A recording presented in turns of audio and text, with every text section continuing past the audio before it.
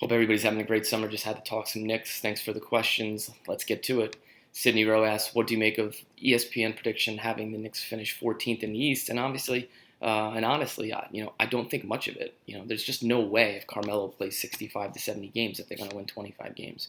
Last year was an anomaly. What they've added in the offseason are young players up front who give the Knicks stability and minutes, and something they just haven't had that over the last couple of years. You can't predict if a guy like Carmelo Anthony is going to be hurt. That doesn't fit into algorithms. And, I've taken some heat from people in media, for being critical of ESPN. And let's be clear on the tone. This is basketball. Nothing to be taken seriously or personally, frankly. But for me, if we're talking about, the fodder that is predictions, and there's no way that you can say to me that they're going to win 25 games unless you're saying, I can prove that Carmelo's not going to play 85% of your games.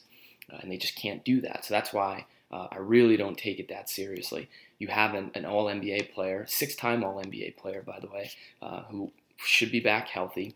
There are some question marks, and that probably is leading into this concept. But with a healthy Carmelo at his age, playing 65, 70 games with the pieces that they've added specifically up front, this is a 38 to 42 win team and a playoff team. Dan Cohen, what do you expect from Derrick Williams this year at his best? Who is his game like? Dan, I hope you're doing great. I don't really have an apples-to-apples comparison for Derrick Williams. What I feel like when I was studying him and when he was at Arizona, I saw him as, the American-born prototype stretch four.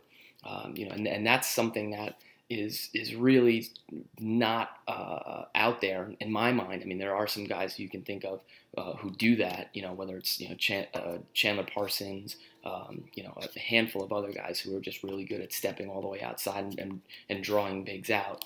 But Williams has a really great ability to not only score from the perimeter, but also attack closeouts, and that's what I like. What do I expect from him? Some nights he'll be their second best player, and some nights, he won't play more than 20, 25 minutes. But in the nights that he's good, I think he can really add a lot and be, the second and third complementary scorer with Aaron Aflalo for Melo. That will make his life easier.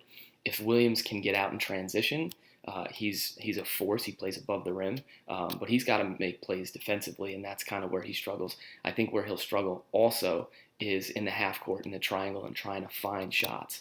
As the game gets closer and, as you get down to, fourth quarter and valuing possessions, that's not where he's great at. He's great in a spread type situation, maybe with a second team, Jerry and Grant at the point guard, maybe with Porzingis at the 4 or 5, and maybe having Williams at the 4, which wouldn't give you the best defensive team, but at least they'll give you some space. And I think with space, his production will be what it should be.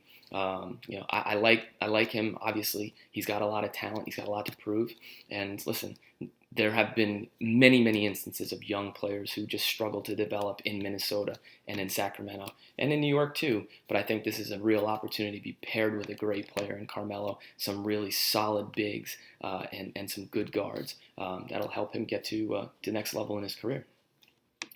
Serge Vival asks, why didn't the Knicks pursue David Lee? And I had a chance to get to know David when he was in New York, one of the real great guys.